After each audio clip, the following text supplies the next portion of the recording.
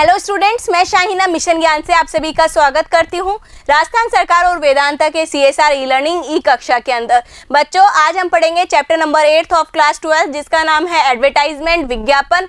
इस चैप्टर के 3 वीडियोस हम ऑलरेडी कर चुके हैं। लास्ट वीडियो में हमने जाना था विज्ञापन के लाभ क्या होते हैं, एडवर्टाइजमेंट के एडवांटेज क्या होते हैं। आज के वीडियो के अंदर बच्चों हम जानेंगे विज्ञापन के दोष क्या हैं। ठीक है बच्चों, तो कॉपी पेन निकालें और पढ़ाई के लिए तैयार हो जाइए।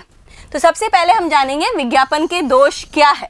ठीक है, तो क्या होता है विज्ञापन के दोष? मतलब वो चीज़ें जो कि विज्ञापन को कम असरदायक बता रही हैं।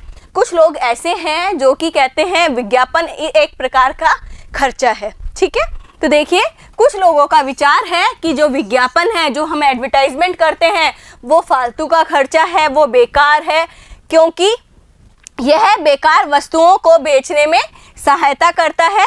और इस प्रकार हम एक एक जितने भी विज्ञापन के दोष हैं उनको हम पढ़ लेंगे। देखो, कुछ लोग कहते हैं कि विज्ञापन एक खर्चा है और कुछ लोग कह रहे हैं कि जो विज्ञापन है उसके बहुत सारे लाभ हैं।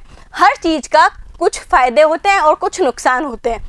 हम एडवर्टाइजमेंट के भी फ़ायदे और नुकसान पढ़ रहे हैं। फ़ायदे हम वीडियो नंबर 3 में कर चुके हैं, नुकसान हम आज के वीडियो में देख लेते हैं। तो देखिए, पहला पॉइंट है कम असरदार, लेस इफेक्टिव। कैसे लेस इफेक्टिव होते हैं एडवर्टाइजमेंट? समझिए बच्चों, जो विज्ञापन है वो एक ऐसा माध्यम है, एक ऐसा संप्रेषण का माध्यम है जो कि गैर व्यक्तित्व है।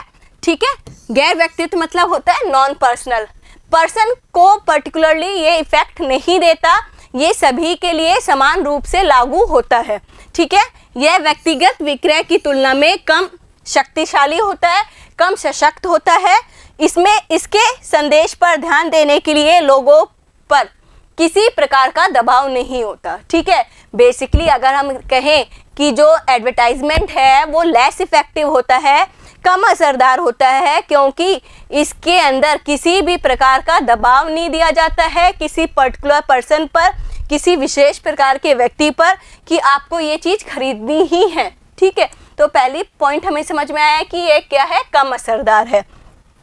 दूसरा पॉइंट देखिए, दोषपूर्ण विक्रय संगठन।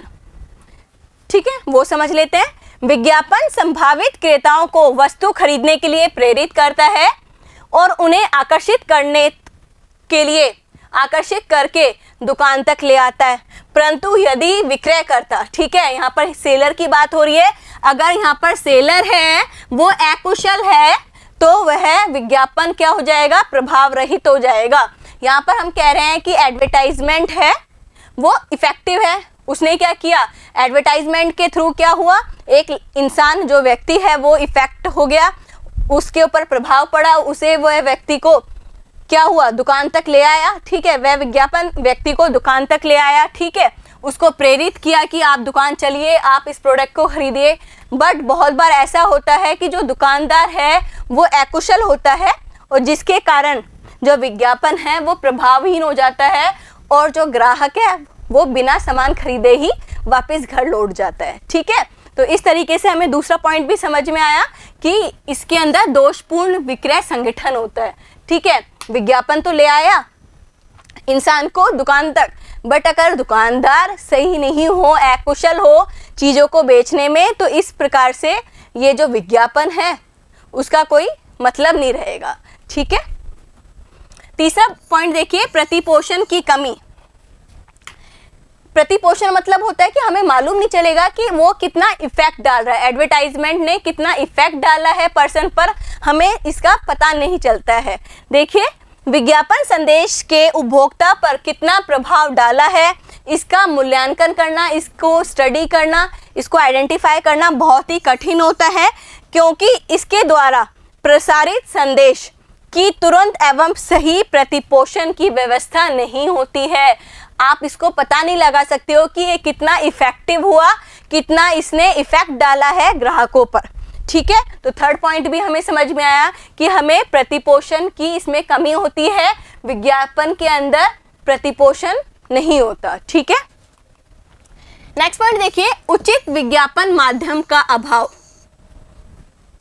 बहुत बार ऐसा होता है, कुछ ऐसे प्रोडक्ट होते हैं उनको सही तरीके से विज्ञापित नहीं किया जाता, उनका विज्ञापन सही तरीके से नहीं हो पाता, जिससे वो लेस इफेक्टिव होते हैं। ठीक है, तो देखिए विज्ञापन के माध्यम का चुनाव करते समय हमें प्रोडक्ट की लागत का नाम पता लगाना चाहिए कि वो प्रोडक्ट है वो उसकी लागत कितनी है। अगर 5 रुपए की चीज़ पर आप 50 रुपए खर्च कर रहे हो तो उसका कोई यूज़ नहीं है। ठीक है, क्रेताओं की प्रकृति को ध्यान रखना चाहिए और इन सी चीज़ों को ध्यान रखते हुए हमें जो विज्ञापन है उसका माध्यम चुनना चाहिए। ठीक है, विज्ञापन का अगर आप सही माध्यम नहीं अपनाते तो इस प्रकार से जो विज्ञापन है वो प्रभावहीन हो जाता है, वो लेस इफेक्टिव होता है, क्योंकि वो किसी भी प्रकार का इफेक्ट नहीं छोड़ता ग्राहकों पर। नेक्स्ट पॉइंट देखिए, घटिया किस्म की वस्तुएं। ठीक है, अब इसको समझ लेते हैं। बहुत बार ऐसा होता है कि विज्ञापन के माध्यम से बहुत बार घटिया किस्म की वस्तुएं ग्राहक खरीद के ले जाते हैं, परंतु नेक्स्ट टाइम वो उनके ऊपर प्रभाव नहीं दे पाता, क्योंकि उनको मालूम चल जाता है कि ये प्रोडक्ट है वो घटिया है। ठीक है, तो देखिए यदि वस्तु की किस्म निम्न श्रेणी की है तो विज्ञापन के सहारे प्रतिस्पर्धा में नहीं टिका जा सकता। ठीक है, आपको पता है मार्केट के अंदर कंपटीशन होता है और अगर आपका प्रोडक्ट की जो क्वालिटी है वो निम्न अवस्था की है तो ऐसी स्थिति में आप विज्ञापन के माध्यम से लंबे समय तक नहीं टिक सकते। घटिया किस्म की वस्तुओं को विज्ञापन के माध्यम से एक बार ही बेचा जा सकता है, लंबे समय तक झूठे विज्ञापनों के सहारे आप वस्तुओं को नहीं बेच सकते। घटिया किस्म की वस्तुएं नहीं बेच सकते, क्योंकि एक बार ही तो लेके जाएगा ग्राहक को आप एक बार ही बेवकूफ़ बना सकते हैं, उसके बाद तो आप उसको विज्ञापन के सहारे भी बेवकूफ़ नहीं बना सकते। ठीक है, लोचपूर्णता की कमी। लोचपूर्णता मतलब होता है फ्लेक्सिबिलिटी की कमी होती है। फ्लेक्सिबिलिटी की कमी क्यों होती है? क्योंकि जो विज्ञापन है वो उसका एक पर्टिकुलर एक स्टैंडर्ड फॉर्म होता है जो कि सभी लोगों के लिए एक जैसा होता है। जैसे कि आप टीवी में कोई भी एडवर्टाइजमेंट देखते हैं, ये ऐसा कोई है कि कोई इंसान उसको नहीं समझ में आ रहा है तो वो उसके लिए हट जाएगा, चेंज हो जाएगा? नहीं ना, ऐसा कोई होता है। जैसे कैडबरी का एडवर्टाइजमेंट कर रहे हैं तो लड़कों के लिए अलग टाइप से कैडबरी का एडवर्टाइजमेंट चल रहा है, लड़कियों के लिए अलग टाइप से एडवर्टाइजमेंट चल रहा है, नहीं ना। क्यों? क्योंकि उसका एक स्टैंडर्ड फॉर्म होता है। ठीक है, तो विज्ञापन संदेश निर्धारित मानक का होता है। विज्ञापन के थ्रू जो आप संदेश भेजते हैं, किसी प्रोडक्ट की जानकारी प्रदान कर रहे हैं, उसका एक पर्टिकुलर फॉर्मेट होता है। विभिन्न ग्राहक समूह की आवश्यकता के अनुसार उसे ढाला नहीं जा सकता। ठीक है, अनेक प्रकार के अलग अलग ग्राहक समूह होते हैं और इस प्रकार आप अनेक प्रकार के जो ग्राहक समूह है उसके अनुसार आप जो विज्ञापन है उसको चेंज नहीं कर सकते। इसलिए आप कह सकते हैं कि विज्ञापन में लोच की कमी होती है। ठीक है बच्चों, नेक्स्ट पॉइंट देखते हैं। 6 पॉइंट, जन सामान्य की रुचि, रीति रिवाज व भावना के विरुद्ध विज्ञापन। आपने बहुत सारे विज्ञापन ऐसे देखे होंगे जो कि किसी पर्टिकुलर लोगों के लिए नहीं होते। जैसे कि आपको एक एग्जाम्पल से बताती हूँ कि कोई मदिरा सेवन नहीं करता, ठीक है, और उसको वो एडवर्टाइजमेंट दिखाया जाए, ऐसा विज्ञापन दिखा जाए, तो ऐसी स्थिति में वो विज्ञापन उस पर्टिकुलर इंसान को प्रभावित नहीं करेगा। ठीक है, व्यक्ति अपनी सामाजिक धार्मिक भावनाओं, रीति रिवाज एवं रुचियों के अनुसार वस्तुओं को खरीदते हैं।